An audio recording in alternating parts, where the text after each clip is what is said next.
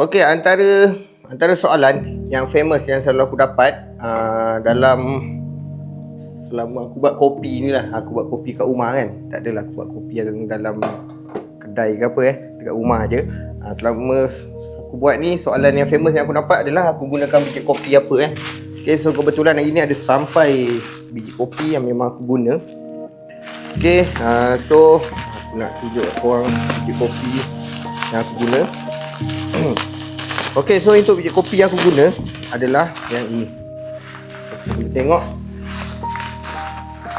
So ini dia. Boleh tengok ni. Brand Mister Brand Mister Classic, Espresso Classic.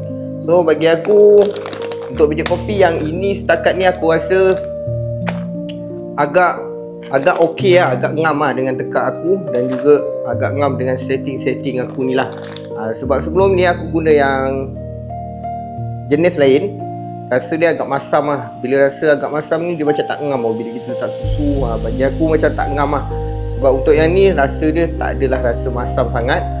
Cukup untuk rasa kopi yang cukup bagi aku bila aku nak campur dalam air batu ke. Okay, so dia punya nak kisar dia pun senang jugalah. Okay, so kepada korang, kalau nak cari biji kopi dia nama Mister ni, antara brand yang aku sarankan kat korang. Salah satu sebabnya adalah harga dia pun berpatutan. Lepas tu korang boleh pilih korang nak coffee bean ke yang macam aku punya ni, ataupun korang nak yang dah siap grind pun ada. So atas pilihan korang ikutlah. Kalau macam kat rumah tak ada grinder, korang pilih lah yang dah siap grind kan. Kalau ada grinder, korang belilah yang coffee bean macam aku punya ni. Okay, so kalau korang nak dapatkan yang daripada Mister ni, yang macam aku punya ni, yang harga dia agak berpatutan juga, korang boleh tengok dekat bawah. Aku ada sediakan dekat mana korang boleh dapatkan.